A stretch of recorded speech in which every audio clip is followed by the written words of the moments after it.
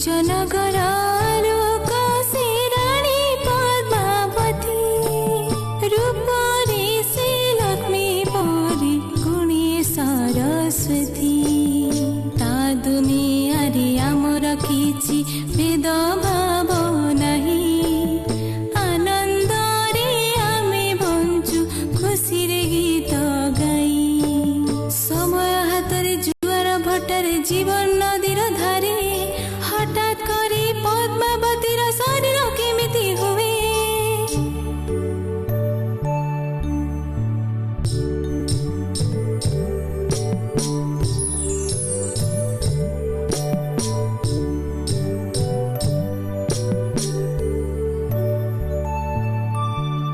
वैद्य आसी निधन कले पद्मा गर्भवती सूरजनगर राजप्रसादी जड़िब हे विभूति अपेक्षार ए वर्ष शेषे आसिब से संतान राजा घर।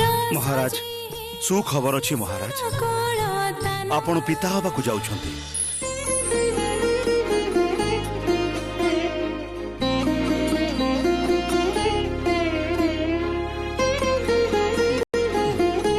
एबे मु आसुछि महाराज मु उचित समय रे आसी महारानी को देखि जीबी। मु एबे जाउछि टिके खीर गरम करी नै आसे।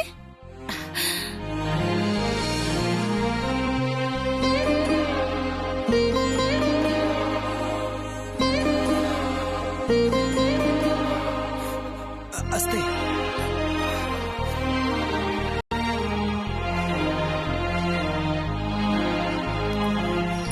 पद्मा सी आसवाक जाऊँगी सी आसुची ऋषि तथागतों भविष्यवाणी सत हवाक जाऊँगी मोर एते दिनर स्वप्न मन भितरे थिबा आकांक्षा तमे पूर्ण करिछ।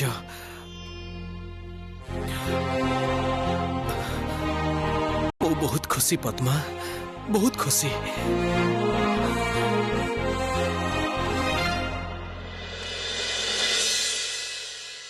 महाराज को खुशी तो सीमा नहीं पिता हेबे बोली आनंद रे आत्महारा हे जाइछंती।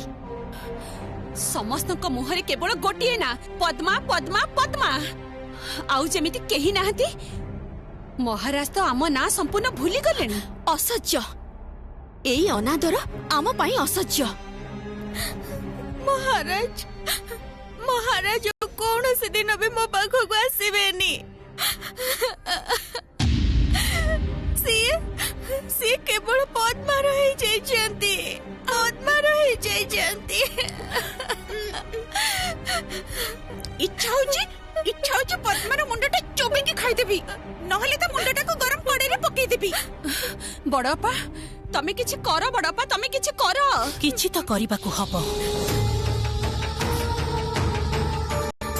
किछि त करिबाकू ही हबो मते। जो संतान पाई महाराजांकर एते व्याकुलता जो संतान पाई आम प्रति एते उदासीनता सेई संतान को तो ए पृथ्वीर आलुओ देखिबाकू देबिनी कदापि नुहे। कौनसी दिन भी नुहे।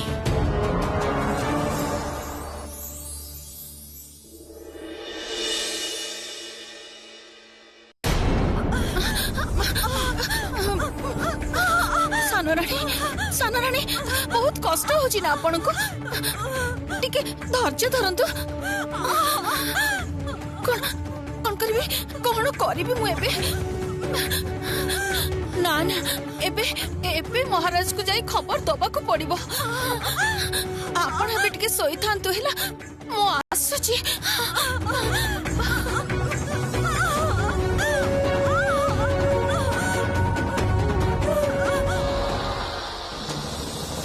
उत्तम अति उत्तम संवाद।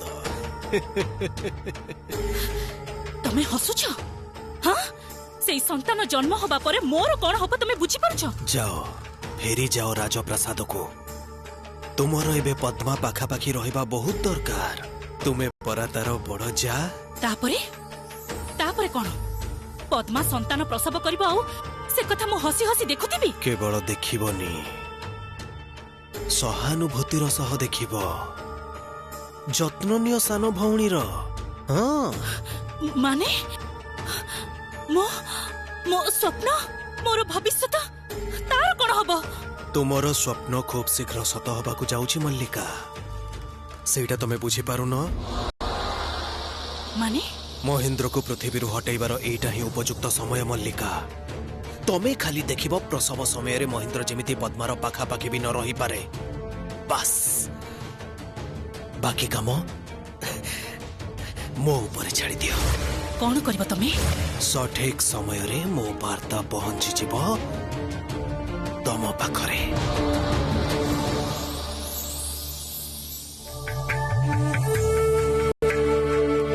ମହାରାଜ ଆସିପାରେ? ହଁ ଆସ। ମହାରାଜ, ସାନ ରାଣୀଙ୍କୁ ଏନ୍ତୁଡିଶାଳକୁ ନିଆ ହେଇଯାଇଛି। ଯନ୍ତ୍ରଣା ଆହୁରି ବଢି ଯାଇଛି। ଆପଣ ଥରେ ଟିକେ ଆସନ୍ତୁ। ତୁ ଚାଲ, ମୁଁ ଆସୁଛି।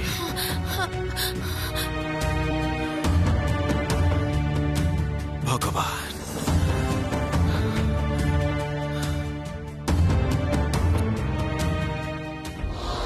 ପ୍ରସବ ଯନ୍ତ୍ରଣା ଆରମ୍ଭ ହେଇଛି ମହାରାଜାଙ୍କର ଅତି ଆଦରର ପଦ୍ମାର। ବହ୍ନି ଶିଖାଯାଇଛି ପ୍ରସବ କକ୍ଷ ଗୁମ୍ଫାର ଗୋପନ ପଥ ସମ୍ଭାଳିବାକୁ। ଏଥର ଆମର କାମ ଆରମ୍ଭ ହବ। କାହାକୁ କଣ କରିବାକୁ ହବ ମନେ ଅଛି ତ? ହଁ ବଡଅପା। ଲଳନ୍ତିକା, ହଁ ବଡବାପା, ସବୁ ମନେ ଅଛି। ମାୟା, ସବୁ ମନେ ଅଛି ବଡଅପା।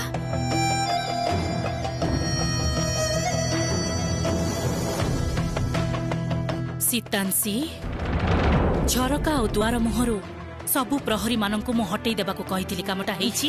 ହଁ ବଡଅପା, ଆଜି ରାତିରେ କେହି ପ୍ରହରୀ ନାହାନ୍ତି।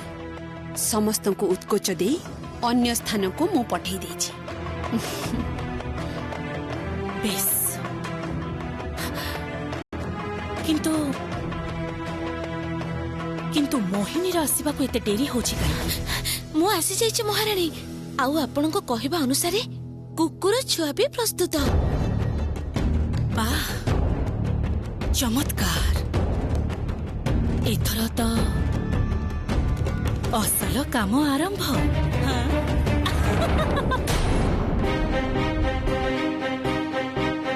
ମହାରାଜଙ୍କର ଜୟ ହେଉ।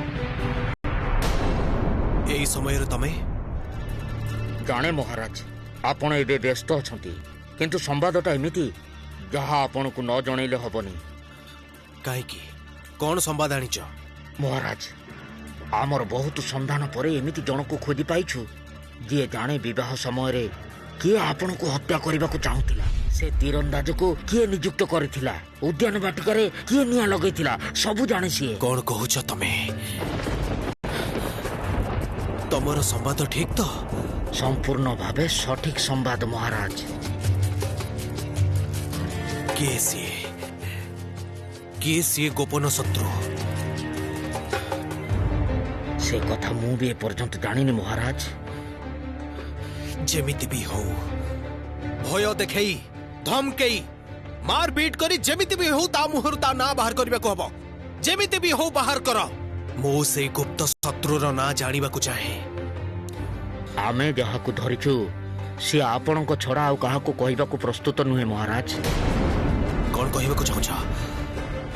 ଆମେ ନାନା ପ୍ରକାର ଚେଷ୍ଟା କରି ବିଫଳ ହେଇଛୁ, ମୃତ୍ୟୁର ଭୟ ବି ଦେଖେଇଛୁ, ତାପରେ ବି ସିଏ ମୁହଁ ଖୋଲୁନି। ବନ୍ଦୀ କେବଳ ଆପଣଙ୍କ ସମ୍ମୁଖରେ ହିଁ ପ୍ରକୃତ ସତଟା ପ୍ରକାଶ କରିବାକୁ ଚାହେଁ। ସତରେ ନା କଣ? କୋଉ କାରାଗାରରେ ଅଛି ସିଏ? ତାକୁ ଗୋଟେ ଗୋପନ ଗୁମ୍ଫାରେ ବନ୍ଦୀ କରି ରଖାଯାଇଛି। କାରାଗାରରେ ତାକୁ ରଖିବା ନିରାପଦ ନୁହେଁ। ଆପଣ ମୋ ସହିତ ଚାଲନ୍ତୁ ମହାରାଜ, ଚାଲନ୍ତୁ। ନା ନା, ଏଇ ମୁହୂର୍ତ୍ତରେ ମୋ ଦ୍ୱାରା କୁଆଡେ ବି ଯିବା ସମ୍ଭବ ନୁହେଁ। ପଦ୍ମାଙ୍କୁ ଏପରି ଅବସ୍ଥାରେ ଛାଡି ମୁଁ କୁଆଡେ ବି ଯିବିନି, କୁଆଡେ ବି ନୁହେଁ, କୁଆଡେ ବି ଯିବିନି ମୁଁ। ଗାୟତ୍ରୀ, जा महाराज को डाकी आणे कथा अछि ମୁଁ ଜାଣେ ଆପଣ କଣ କହିବେ ମହାରାଜଙ୍କୁ କିନ୍ତୁ କିନ୍ତୁ ଏଇ ସମୟରେ ମୁଁ ଆପଣଙ୍କୁ ଛାଡି ମହାରାଜ କୁଆଡେ गायत्री जा जा डाकी आणे मोर दरकार अछि महाराज को पाखरे କିନ୍ତୁ କିନ୍ତୁ ଆପଣ तू मो कथा सुन आउ डेरी करनी जा डाकी आणे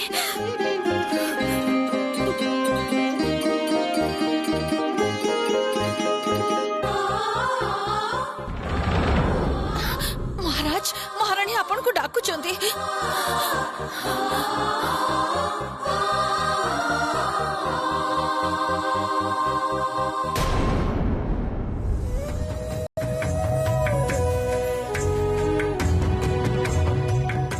पद्मा कौन है जी?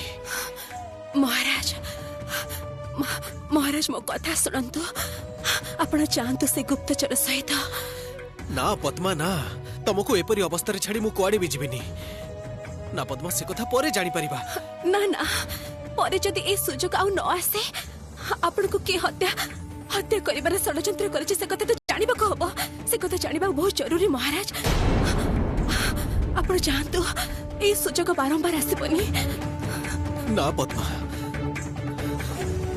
तुमको छाड़ी जीवा को एबे मन होनी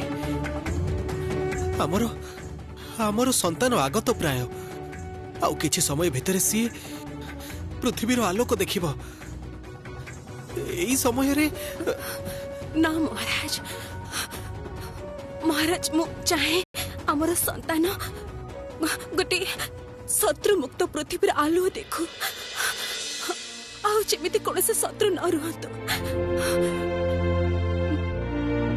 तार माता पिता को किए हत्या करने को चाहूला से कथा तो ताको जानिबा को हबो कौन से दिन जदि ताको भी ना ना महाराज एटा ही पारिबनी आपण का शत्रु के सेटा हमको जानिबा को हबो आपण चाहतु ठीक अच्छी तमे जेते बळे चाहूछ सैया हो शत्रु को चिन्हट करे मु खूब शीघ्र फेरी आसबि तम पाखको तापर मु मो संतानर मुह देखिबि तमे निजर ध्यान रखिबो पद्मा ध्यान रखिबो गायत्री पद्मांकर ध्यान रखिबो यथाज्ञा महाराज आसुची पद्मा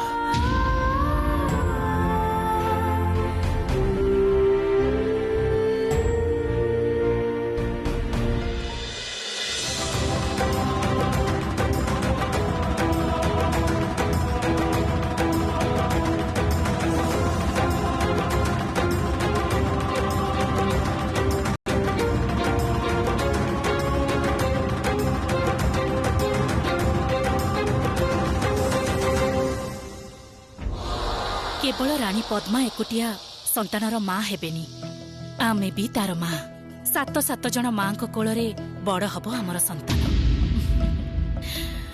तमे जाओ मु आसुची ये कौन महाराज एमिति समय रे कुआडे जाउछंती आपण मल्लिका किछि जरूरी काम अछि मते जिबाकू पड़िबो किंतु एमिति कौन जरूरी काम महाराज जे एबे आपण को जिबाकू पड़ुछि आउ किछि समय भितर संतान आसी जिवो ता मुह देखि तापरे जिबे आपण निश्चिंत रे जाई परिबे महाराज मल्लिका तमे चिंता करनी मु खूब शीघ्र फेरी आसीबी किंतु एई मुहूर्त रे मोर सेठाको जिबा बहुत दरकार बेस जानत ताहाले आमे माने अछु हम सान भौणी पाखरे आपण निश्चिंत रे जानत आसो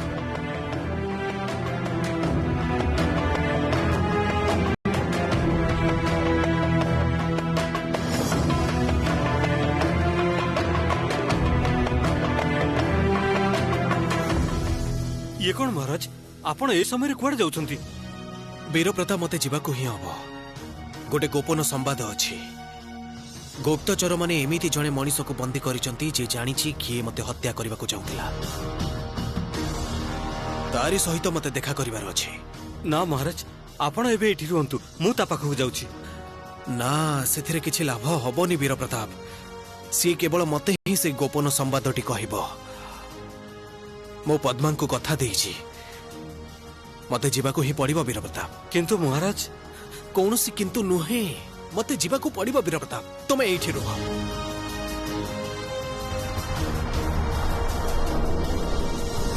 वीर प्रताप पद्मा को ध्यान रखिबो। आज्ञा महाराज। तुम ऊपर मोर भरोसा अछि। महारानी मने होची एई क्षणी प्रसव हबो। गोटे गोटे सफा लुगा दरकार अछि गायत्री। जानेया एई समय रे एठू केमिति चली जिबी जदि कोनसे अघटन घटिबो। कौन है सुनी पारिलुनी कथाटा जा शीघ्र नैया। मु जिबी ताहले कोन मु जीबी ना कोन। ना ना छी छी मु एई क्षणी जाउची।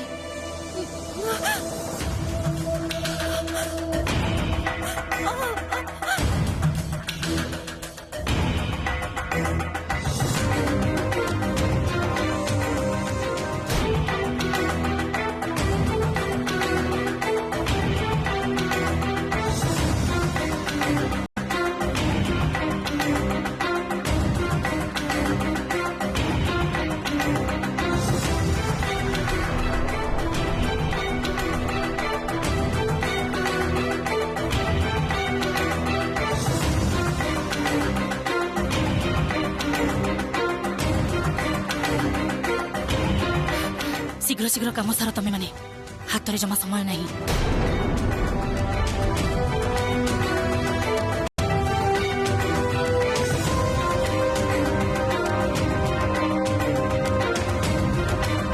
बड़ अपा ए देखो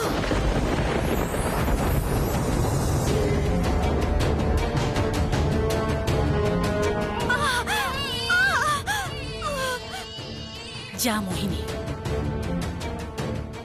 नेया पद्मार असल संतान। ए देखो बड़ अपा आउ गोटे आहुरी गोटे